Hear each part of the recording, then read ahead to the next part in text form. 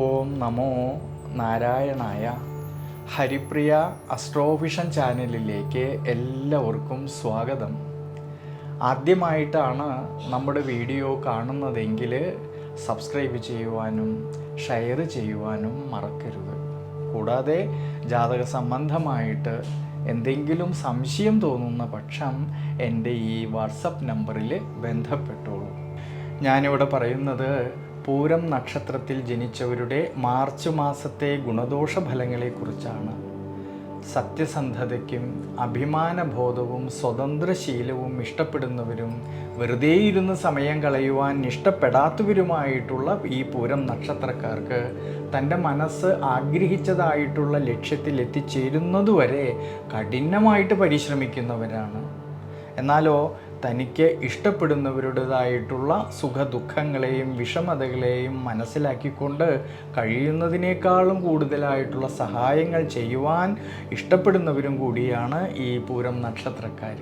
ചിങ്ങം രാശിയിൽ ജനിച്ചവരായിട്ടുള്ള ഈ പൂരം നക്ഷത്രക്കാരിൽ ഈ മാർച്ച് മാസത്തിൽ ദൈനംദിന ജീവിതത്തിലും ആരോഗ്യപരിപാലനത്തിലും ജീവിതാനുഷ്ഠാനങ്ങളിലും യാത്രകളിലും എല്ലാം കൂടുതലും ശ്രദ്ധിക്കുന്നത് വളരെ നല്ലതാണ്. ചില സമയങ്ങളിലാണെങ്കിൽ അനാവശ്യമായിട്ടുള്ള ചിന്തകൾ മനസ്സിനെ സ്വാധീനിക്കുന്നത് കൊണ്ട് വളരെയധികം ശ്രദ്ധയോടു കൂടിയിട്ടും ദീർഘവീക്ഷണത്തോടു കൂടിയിട്ടും മുന്നോട്ട് പോകേണ്ടുന്നതായിട്ടൊരു സമയമാണ്. ധനസന്താനകാരകനായിട്ടുള്ള ദേവഗുരുവായിട്ടുള്ള വ്യാഴമാണെങ്കിൽ കർമ്മസ്ഥാനത്ത് നിന്നുകൊണ്ട് 4-ാം ഭാവമായിട്ടുള്ള സുഖസ്ഥാനത്തേക്ക് ഈ വ്യാഴത്തിൻ്റെ ദൃഷ്ടി വരുന്നതുകൊണ്ട് ധനസംബന്ധമായിട്ടും സന്താനഭാവങ്ങളിലും എല്ലാം തന്നെ ധാരാളമായിട്ടുള്ള നേട്ടങ്ങൾക്ക് സാധ്യത കാണുന്നുണ്ട്. എന്നാൽ ശ്രദ്ധിക്കേണ്ടുന്ന കാര്യം 2-ാം ഭാവമായിട്ടുള്ള ധനസ്ഥാനത്ത് കേതുവിൻ്റേതായ സാന്നിധ്യമുള്ളത് കൊണ്ടും അഷ്ടമഭാവത്തിലാണെങ്കിലോ രാഹുവിൻ്റേതായ സാന്നിധ്യമുള്ളതുകൊണ്ട് അപ്രതീക്ഷിതമായിട്ടുള്ളതായ ധനച്ചിലവിന് സാധ്യത കാണുന്നത് കൊണ്ട് സാമ്പത്തിക സ്ഥിതിയിൽ ചാഞ്ചാട്ടം വരാതെ നോക്കേണ്ടുന്നതായിട്ടൊരു സമയമാണ്. കഴിവതും ഈ സമയത്ത് അനാവശ്യമായിട്ട് വരുന്നതായ പാഴ്ചിലവുകളെ ഒഴിവാക്കി മുന്നോട്ട് പോകുന്നത് വളരെ ഉചിതമായിട്ട് കാണുന്നുണ്ട്. ഭാര്യാഭർത്തൃ ബന്ധങ്ങളിലാണെങ്കിലും പരസ്പരം കാര്യങ്ങളെയെല്ലാം മനസ്സിലാക്കിക്കൊണ്ട് മുന്നോട്ട് പോകേണ്ടുന്നതായിട്ടൊരു സമയമാണ് ഈ മാർച്ച് മാസത്തിൽ.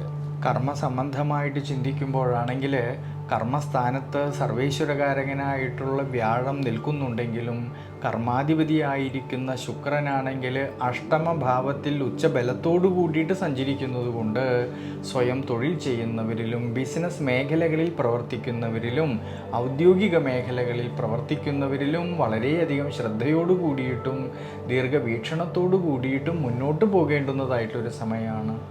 കർമ്മസംബന്ധമായിട്ട് കുറച്ചൊക്കെ ഗുണാനുഭവങ്ങൾക്ക് സാധ്യത കാണുന്നുണ്ടെങ്കിലും കർമ്മസംബന്ധമായിട്ട് കൂടുതലും ശ്രദ്ധിക്കേണ്ടുന്നതായിട്ടൊരു സമയമാണ് ഈ മാർച്ച് മാസത്തിൽ.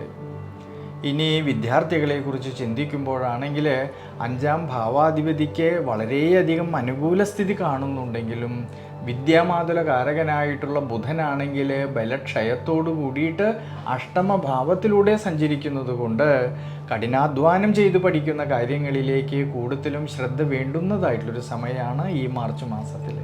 പ്രത്യേകിച്ച് പഠന സംബന്ധമായിട്ട് പുതിയ തീരുമാനങ്ങൾ എടുത്ത് പ്രവർത്തിക്കുമ്പോൾ കൂടുതലും ശ്രദ്ധ വേണ്ടുന്നതായിട്ടുള്ളൊരു സമയമാണ്.